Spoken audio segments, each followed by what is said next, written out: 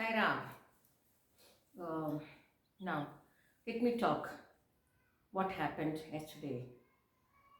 You know, I came back to Hosur by around 7:30 at night, and my husband had his dinner, and he went back to his senior home because he had some work left there. He's a person who doesn't want to put others into trouble, so he said, "Let me go and finish my work." So he went, and then I segregated all the things which Chetna had given. So like Dhanalakshmi's tall, so for her, and Hansika's short, so for her, and Gayatri's medium height for her, and that is Bhuvaneshwari, we call her Bhuja. So Bhuvaneshwari, she's medium height for her, and Ravi Varman, the boy, for him shorts and t-shirts, and all those things have to segregate, and all the other things like saris and blouses, which Chetna had given a lot of blouses and saris for all the people, including Prabha. So I had to segregate everything because she has taken so much pain to reach it to me. Now I should see that I take it very nice way and give it in such a way that each family give one carton to each, no, so that they can sit and take, because I know how tall they are, how short they are, which will suit them, which will not suit them. I know because I've been seeing them ever since they were small children. It's almost 6 years since I left Raikotai. So basically, what was happening was, I was dead tired, and but I thought, no, this is not possible because this house, even though it's a Dubre house, the hall is not that big as big as what our hall was at Hormau. So I said, let me put a mat, and I just one by one carton I segregated and put things separately, and then after that again I got to segregate for as I told you, for all the girls, which will suit them, which high tall girls, which dress should go to them, and so many things I had to do that. And by around 11:30 I just went had a bath. I went on top, and I thought I'll just retire now, it's enough.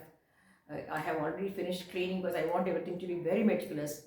I cleaned everything, I packed up everything, so I thought, let me now go and sleep. I went to bed and I just put my head on the pillow. I heard Swami. Swami said, "What are you doing here? Don't sleep. Go down and talk." So it's like, only a true Swami devotee who gets messages and visions and obey Swami and say Swami is talking to us can understand what I'm talking. Others will say she's mad, she's weird, she's so many names. I got so many names, lot of feathers I got in my cap. So I just came down and changed into the sari, and I said, okay, let me shoot. So I sat down and said, what are, see, the thing is, Swami, there are times Swami will say, talk. Talk about what?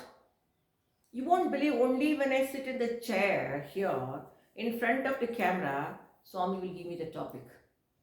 And second, Swami will give me the topic and words will flow. See, I'm not talking about uh, yesterday. Normally it happens like that. So I came down and started, I told my pets, I must going down because Swami wants me to shoot. I'm going to shoot, I'm going down. Poor things, they understood so well. And then I came and that about the first episode you have seen now, that I shoot it around 11:30 at night. Then now I want to tell you one thing. I want to tell you about a miracle. So miracle or help, or like what we say, Swami is within you, behind you, around you, everywhere. Unless and until you surrender to him, you will not see him. Surrender for good things, good cause, not for karya siddhi, not for a selfish motive.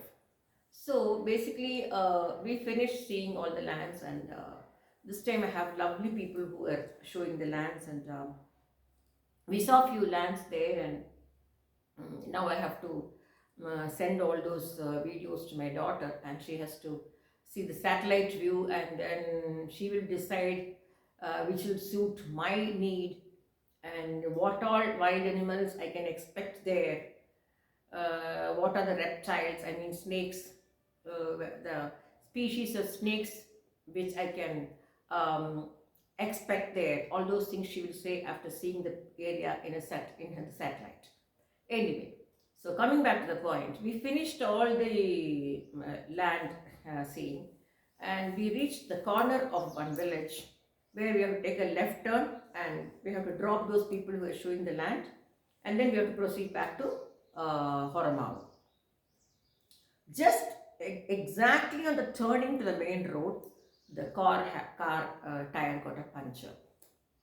So the people were sitting at the back seat, they're all a little fat. So they thought, because of the weight, it's a very little old car. So the taxi rather.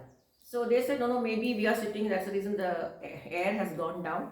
You have an air pump, they let us, like pump some air. So the tire will become all right. But the driver to Amma, you also get down. So I got down from the front seat and saw it was a flat. So I just got down and there's a small shop there, and then the corner, which is the bifurcation of a main road, the highway. I just asked that, there's a village ending, okay? So I asked him, is there any puncher shop here? He said, see, the next shop is a puncher shop. I said, my God. So just imagine, if this puncture had happened while we were seeing different lands, it was not that easy for him to put the jockey and lift the car and take this thing and put the stepney, because all the roads, all the lands we were saying were all like crumble, the jockey will not even sit there. You understand? Because it's all agricultural lands. Can you imagine how Swami organized? After seeing all the lands, he just brought the car exactly in front of a puncture shop. And the puncher person, how much help that villagers gave. They all came, one is bringing water, one is bringing this, one is bringing that. And they're telling the car driver, Anna, you cannot do it, because the driver is also a little fat. Anna, you cannot do it, Anna, we will only do it.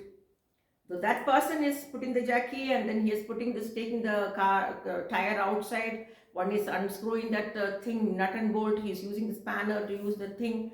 And one is reducing, one is taking this thing, one is taking the stepney and fixing the stepney, putting it back. Within seconds, the tire was fixed. So what do you mean here? Complete surrender. Swami always says, when you don't ask me any favors and call for karisiddhi, and when you do a good thing for a good cause, with a good mind, with an open mind, with a good intention, with a good desire, with a good emotion, with all kind of positive ways, then only Swami come to the scene. Otherwise Swami will never come. You call him 10,000 times, he won't come. Can you believe? This was the thing which happened yesterday. So they were all telling, suppose this had happened while we were seeing all the lands. Each one is different places. From the tar road, you have to go into the mud road. From the mud road, some deviation. So imagine if the car had a flat somewhere there. You cannot even put the jockey, because the mud, it is slipping. It won't be flexible. It's going here, it will go wobbly, right? So can you believe? This is what a beautiful thing happened. And as I told the earlier vlog, when I was thinking in my mind that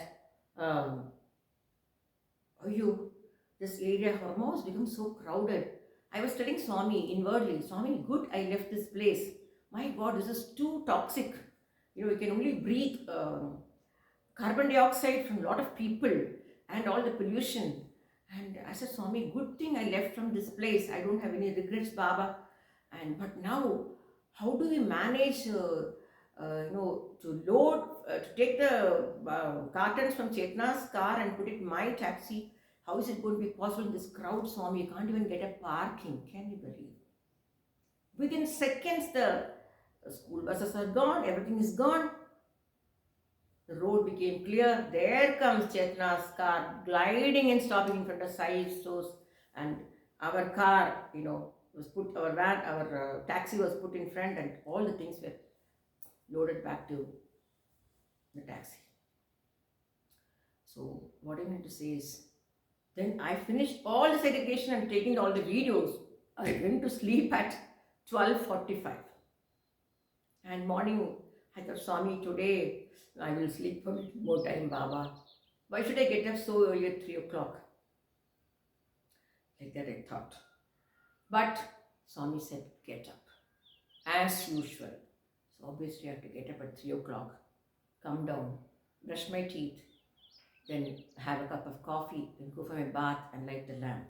Now I'll talk about one more episode, one more miracle. I will not call it as a miracle. It just happened. I'll talk about that.